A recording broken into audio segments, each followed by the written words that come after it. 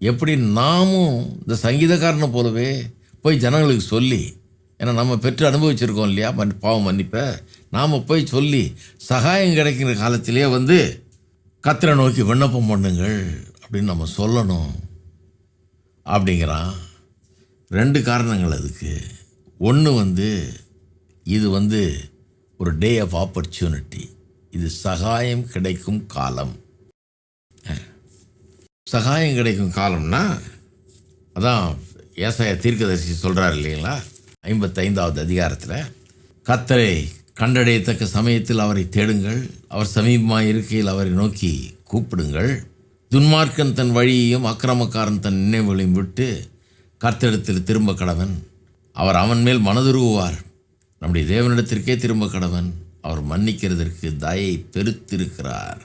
கண்டடையத்தக்க சமயத்தில் அவரை தேடுங்கள், அவர் சமீபமாக இருக்கையில் அவரை நோக்கி கூப்பிடுங்கள்.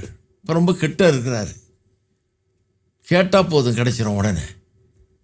கண்டடையத்தக்க நேரத்தில் அவர் தேடுங்க அப்படிங்கிறார். அவர் மனதுருகுவார், அவர் மன்னிக்கிறதுக்கு தயை பெருத்திருக்கிறார்.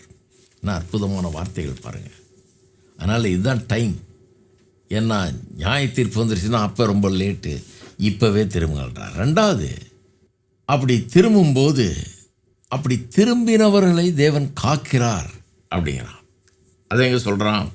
அதே வசனத்தில் பாருங்கள், 6ஆம் வசனத்தில், சகாயம் கிடைக்கும் காலத்தில் பக்தி உள்ளவனும் நோக்கி விண்ணப்பம் செய்வான், அப்பொழுது மிகுந்த ஜலப்பிரவாகம் வந்தாலும் அதை அவன் அணுகாது. அதாவது நியாய தீர்ப்பு வந்தாலும் இவனுக்கு ஒன்றும் சேதம் வராது, ஏன்னா நியாய தீர்ப்புலேருந்து அவன் தப்பிப்பான், ஏன்னா அவனுடைய பாவங்கள் மன்னிக்கப்பட்டதாயிடும் அப்படின்னு சொல்லிட்டு என்ன சொல்கிறாரு 7ஆம் வசனத்தில், நீர் எனக்கு மறைவிடமாய் இருக்கிறீர், என்னை நீர் இக்கட்டுக்கு விலக்கி காத்து ரட்சண்ய பாடல்கள் என்னை சூழ்ந்து கொள்ளும்படி செய்வீர். 2வது காரணம் என்ன சொல்கிறான்? எல்லாரையும் கர்த்தரிடத்தில் வர சொல்லுங்கள், சகாயம் கிடைக்கிற காலத்துலேயே ஜெபம் பண்ண சொல்லுங்கள், பாவத்தெல்லாம் அறிக்கை செய்ய சொல்லுங்கள், அதுலேருந்து விடுதலை பெற சொல்லுங்கள், பாவ பாரம் நீங்கள் குணமாக சொல்லுங்கள். ஏன்? 2வது காரணம் என்னென்னா, கர்த்தர் நம்முடைய மறைவிடமாக இருக்கிறார். கர்த்தரிடத்திலிருந்து ஓடி ஒளிஞ்சிக்காமல் கர்த்தருக்குள்ளே ஒளிஞ்சுங்க, ஏன்னா இது பெட்டர் பிளேஸு. சங்கீதக்காரனே பாருங்கள், கர்த்தரிடத்துலேருந்து ஓடி ஒளிஞ்சிட்டு இருந்தான். நான் அடைத்து வைத்திருந்த மட்டும் கதறுதல்னால என் எலும்புகள் உலர்ந்து போயிட்டுன்றான். அடைச்சி வச்சு கர்த்தருக்கு தூரமாக போய் கர்த்தரிடத்திலிருந்து மறைச்சி வச்சு அடைச்சி வச்சு பார்த்துட்டான். அவன் நடக்கலை, அது சரியான வழி இல்லைன்றான்.